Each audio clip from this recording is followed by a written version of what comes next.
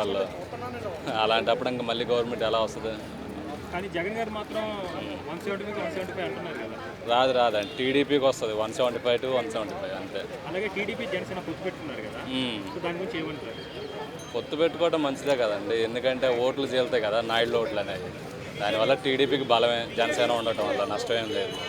మీరేమో ఇలా అంటున్నారు, జగన్ గారు ఏమో సింహం సింగిల్గా వస్తుంది అంటున్నారు.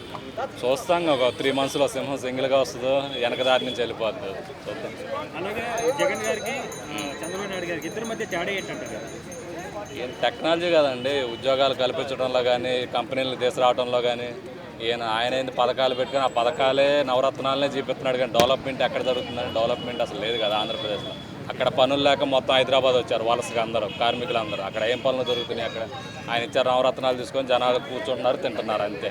దానివల్ల ఏం ఉపయోగం? మన హైదరాబాద్ ఎంత డెవలప్ అయింది, 5 yearsలో ఆంధ్రప్రదేశ్ ఎంత డెవలప్ అయింది. చంద్రబాబు నాయుడు గారు అధికారంలోకి వస్తే మరి ఉద్యోగ అవకాశాలు ఏ విధంగా ఉంటాయి అనుకోవచ్చు? ఉంటాయి మేడం, 100% ఉంటాయి.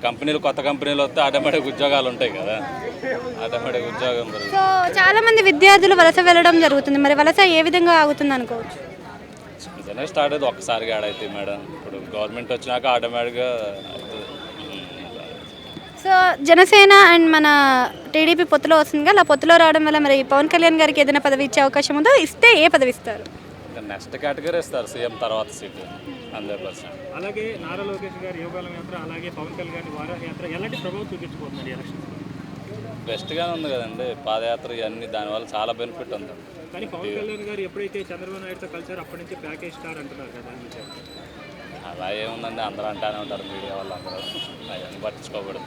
అలాగే టీడీపీకి 2019లో 123 సీట్లు వచ్చాయి కదా, ఈసారి ఎన్ని సీట్లు రాబోతుంది? వస్తుంది 175కి కనీసం 170 అయినా వస్తుంది కన్ఫర్మ్. రిమైనింగ్ 5 మాత్రమే వైసీపీ. అంతే. Thank you.